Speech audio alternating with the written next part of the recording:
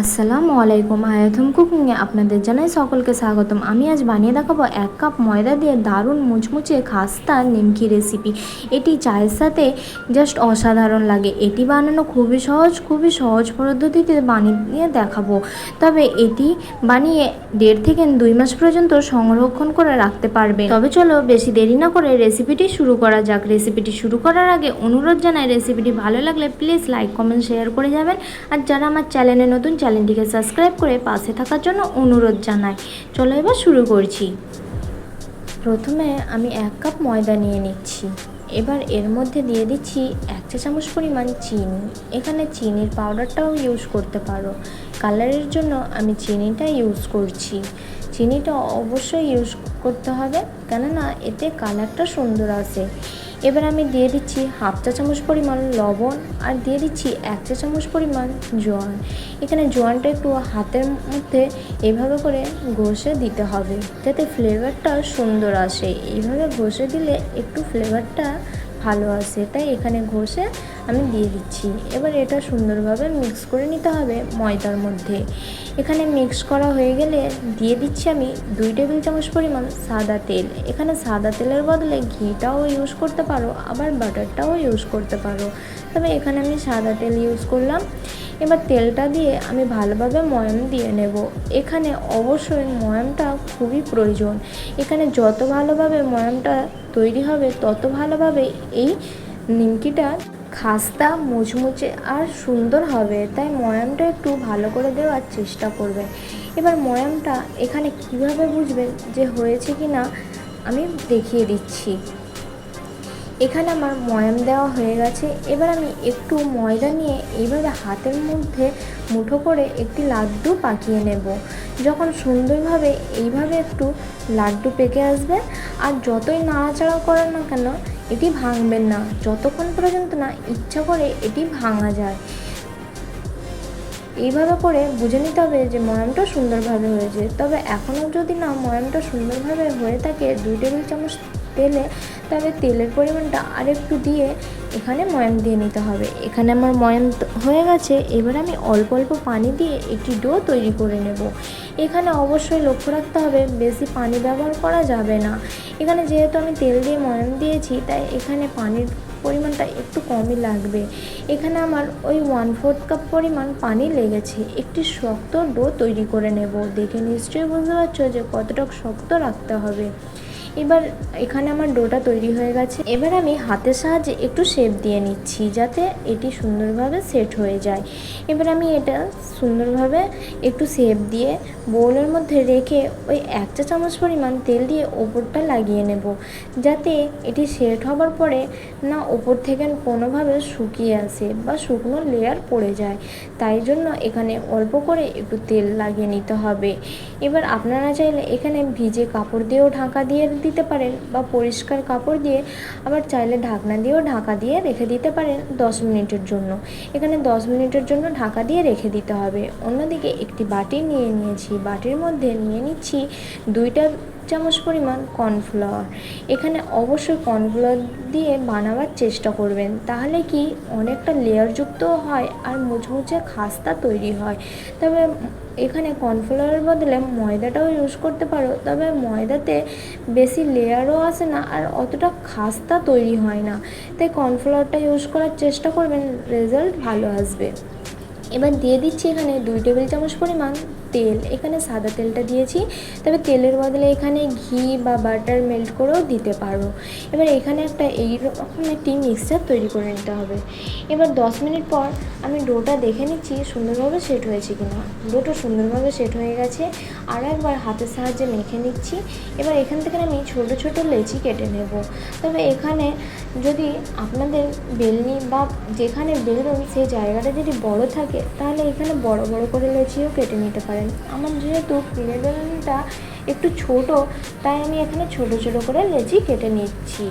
এখানে খুব বেশি ছোটও কাটবো না, আবার খুব বেশি বড়ও না, ওই মাঝারি সাইজের। এখানে 6টা মোট লেচি হয়েছে আমার। এবার লেচিগুলোকে হাতের সাহায্যে এইভাবে করে একটু শেপ দিয়ে নিচ্ছি, যাতে বেলতে সুবিধা হয়। এবার আমি পেড়ে বেলনিতে দিয়ে এটি একটি বড় সাইজের রুটি বেলে নেব পাতলা করে। তার জন্য একটু ময়দা ছিটিয়ে নিয়েছি। এবার এটি বেলে নেব। এখানে একদম পাতলা করে বেলতে হবে, যতটা পাতলা করে বেলবেন ততই লেয়ারটা ভালো হবে বা খাস্তা মুচমুচে হবে। এখানে আমি বেলে নিচ্ছি। একটি বড় রুটির আকার সাইজ করে এখানে বেলে নিতে হবে। এখানে আমার বেলা হয়ে গেছে। এইভাবে করে আমি সবগুলো রুটি বেলে নেব। এখানে বেলা হয়ে যাবার পর যে আমি মিক্সচারটা তৈরি করে রেখেছিলাম তেল আর কর্নফ্লাওয়ার, সেই মিক্সচারটা এর মধ্যে দিয়ে দেব। এইভাবে করে চারিদিকে একটু লাগিয়ে নিতে হবে, কোনো দিকে না ফাঁক থাকে।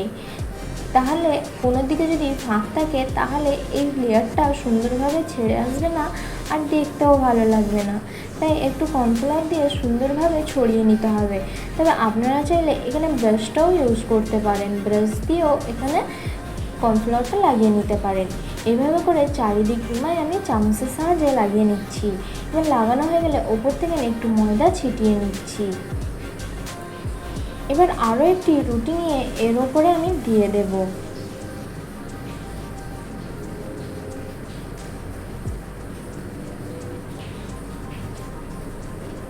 আবারও আমি রুটিটা যেই দিকটা ফাঁক হয়ে আছে সেই দিকটা একটু টেনে টেনে বাড়িয়ে সমান করে নেব।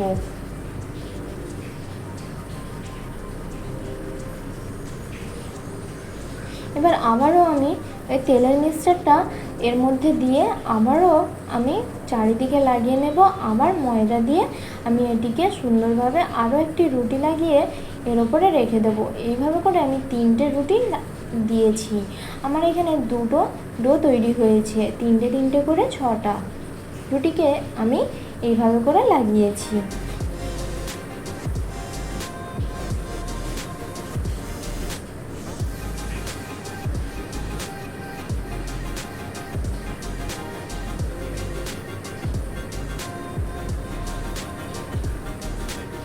এই ভাঁজগুলো অতি অবশ্যই লক্ষ্য রাখতে হবে, তবেই এই নাস্তা রেসিপিটি বা খাস্তা মুচমুচে নিমকি রেসিপিটি ভালো তৈরি হবে।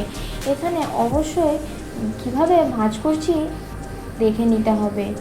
এখানে এবার 3টে রুটি দেওয়া হয়ে গেছে। আবারও ওপর থেকে আমি একটু ব্রাশ করে নিচ্ছি ওই মিক্সচারটা। এখানে ব্রাশ করা হয়ে গেল, আবারও অল্প একটু ময়দা ছিটিয়ে নিচ্ছি। এখানে আর কোনো রকম আমি রুটি দেব না, এই 3টে দিয়েই তৈরি করব।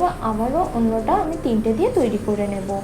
এবার আমি কি করব, এই সাইডটা একটু এইভাবে করে ভাঁজ করে নেব। আবারও আমি এর মধ্যে তেল ব্রাশ করে নেব, বা তেল আর যে মিশ্রণটা তৈরি করে রেখেছিলাম কর্নফ্লাওয়ার সেটা ব্রাশ করে নেব। আবারও একটু ময়দা ছিটিয়ে নেব। আবারও অন্য দিক থেকে এইভাবে করে পাল্টে নেব। এবার আমি আরও একবার উপর থেকে ব্রাশ করে নেব। এইভাবে করে দেওয়ার পরে আবারও ময়দা লাগিয়ে আবারও এটিকে ভাঁজ করে নিতে হবে। এখানে যেভাবে পরোটা ভাঁজ করি আমরা সেই রকম করে ভাঁজটা করে নিতে হবে।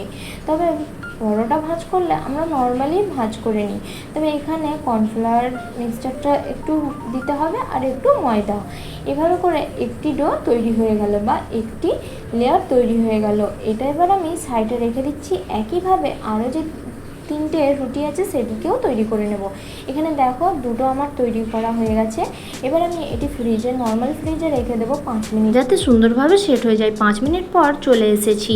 এবার লেচিগুলো খুব সুন্দরভাবে সেট হয়ে গেছে। এবার আমি অল্প একটু ময়দা ছিটিয়ে বেলে নেব। এখানে অল্প একটু ময়দা ছিটিয়ে দিচ্ছি আর হাতের সাহায্যে একটু চ্যাপটা করে বড় করে নিচ্ছি। এবার এটিকে বেলে নিতে হবে। এখানে প্রথমে আমি লম্বা করে বেলে নেব, তারপর আড়াই আড়াই বেলে নেব। এভাবে করে একটি রুটি বা পরোটার শেপ দিয়ে বেলে নিতে হবে স্কোয়ার শেপে। এখানে খুব বেশি পাতলা করা যাবে না, একটু মোটা রেখে এটিকে বেলতে হবে। কেমনটা সেটা দেখিয়ে দিচ্ছি পরে।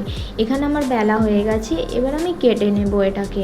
এখানে আপনারা আপনাদের পছন্দ মতন শেপ দিয়ে কেটে নিতে পারেন, নিমকি শেপ বা যে কোনো শেপে কেটে নিতে পারেন, তবে এখানে আমি স্কোয়ার শেপে কেটে নিচ্ছি। এবার এখানে খুব বেশি পাতলা করে কাটবেন না, তাহলে দেখতে ভালো লাগবে না। এখানে আমি একটু মোটা করে কেটে নিচ্ছি যাতে দেখতে ভালো লাগে। এবার এইভাবে করে কেটে নিচ্ছি আমি। এখানে কাটা হয়ে গেছে, দেখো কতটা লেয়ারযুক্ত দেখাচ্ছে আর কতটা সুন্দর হয়েছে। এইভাবে করে আমি সবগুলো কেটে নেব, আরও যে লেচিটা আছে সেই লেচিটা থেকে। এবার আমি এগুলোকে প্লেটে তুলে নিচ্ছি, আর কতটা মোটা করে বেলতে হবে সেটা নিশ্চয়ই দেখে বুঝতেই পারছো। এবার আমি এগুলোকে তুলে নেব একটি প্লেটের মধ্যে, আর এইভাবে করে ছিড়িয়ে চটিয়ে রাখতে হবে একে অপরের সাথে যাতে না লেগে যায়। এখানে এবার আরও একটি যে ডোটা ছিল সেটা থেকে না আমি বেলে এভাবে করে কেটে নিয়েছি। এখানে সবগুলো কাটা হয়ে গেছে, এবার তেলের মধ্যে ভেজে নেব। তার জন্য তেলটা আমি প্রথমে আগে থেকে গরম করে রেখেছিলাম। এখানে খুব বেশি গরম করবেন না, ওই না বেশি গরম না বেশি ঠান্ডা, ওই মাঝ বরাবর গরম করতে হবে তেলটা গরম হয়ে আসলে একে একে আমি এইগুলোকে দিয়ে দেবো, নিমকিগুলোকে। এবার এটিকে লো ফ্লেমে আমি ফ্রাই করে নেব। লো ফ্লেমে এটি একটু সময় ধরে ফ্রাই করার চেষ্টা করবেন, তাহলে কি ফ্রাইটাও সুন্দরভাবে হয় আর কালারটাও ভালোভাবে আসে আর মুচমুচে খাস্তা তৈরি হয়। তাই একটু সময় ধরে ভাজার চেষ্টা করবেন। তবে চলো এখানে ভাজা হতে থাক, ততক্ষণ একটা কথা বলি। ভিডিও তো সবাই দেখো, তবে কেউ লাইক বা সাবস্ক্রাইব করো না। প্লিজ রেসিপিটি যদি ভালো লেগে থাকে একটি লাইক আর একটি সাবস্ক্রাইব করে যেও। আপনাদের কাছে হয়তো লাইক সাবস্ক্রাইবটা কোনোই কিছু না, কিন্তু আমাদের মতো মানুষের জন্য অনেকটাই ভিডিও বানাবার আগ্রহ বাড়িয়ে দেয়। তাই দয়া করে যদি রেসিপিটি ভালো লেগে থাকে প্লিজ লাইক কমেন্ট শেয়ার করে যাবেন। আর যারা আমার চ্যানেলে নতুন, চ্যানেলটিকে সাবস্ক্রাইব করে পাশে থাকার জন্য অনুরোধ জানাই। হয়তো আপনাদের একটি লাইক আর সাবস্ক্রাইব আমাদের মতো মানুষদের ভিডিও বানাবার জন্য ইচ্ছাটা বাড়িয়ে দেয়, তাই অনুরোধ জানাই। এইভাবে করে আমি ফ্রাই করে নেব, এপিট ওপিট লাল করে ভালো করে। দেখো আপনাদের সাথে কথা বলতে বলতে আমার ফ্রাই করা হয়ে গেছে, কালারটাও কতটা সুন্দর এসেছে, তাই না? এর থেকে বেশি কালার করব না, কেননা এটা তেল থেকে তোলার পর আস্তে আস্তে যখন ঠান্ডা হতে শুরু করবে এর আরও কালার চলে আসবে। এর থেকে বেশি কালার করতে গেলে পুড়ে যাবে, তাই আমি বেশি কালার করব না। এবার তুলে নিচ্ছি একটি প্লেটের মধ্যে আমি একটি পেপার বিছিয়ে নিয়েছিলাম, যাতে এই তেল থেকে তোলার পরে যে এক্সট্রা তেলটা আছে সেটা টেনে নেয়, তাই আমি এইভাবে করে পেপার বিছিয়ে নিয়েছিলাম। আবার দ্বিতীয় ব্যাচটা আমি একইভাবে ফ্রাই করে নেব। এখানে আমার ফ্রাই করা হয়ে গেছে সবগুলো, দেখে নিশ্চয়ই বুঝতেই পারছো যে কতটা সুন্দর আর কতটা লেয়ারযুক্ত তৈরি হয়েছে। আর দেখতে যেমনটাই লোভনীয় হয়েছে, খেতে কিন্তু অসাধারণ। একটিবার হলেও ট্রাই করে দেখতে পারো, 1.5 থেকে 2 মাস পর্যন্ত অনায়াসে রেখে খেতে পারবে। তবে রেসিপিটি কেমন লাগলো অবশ্যই জানাতে ভুলবেন না। দেখো আমি একটি ভেঙে দেখিয়েও দিচ্ছি যে কতটা মুচমুচে আর খাস্তা তৈরি হয়েছে। রেসিপিটি ভালো লাগলে প্লিজ লাইক কমেন্ট শেয়ার করে যাবেন। আর যারা আমার চ্যানেলে নতুন, চ্যানেলটিকে সাবস্ক্রাইব করে পাশে থাকার জন্য অনুরোধ জানাই। আল্লাহ হাফেজ, আবার দেখা হচ্ছে নেক্সট রেসিপিতে।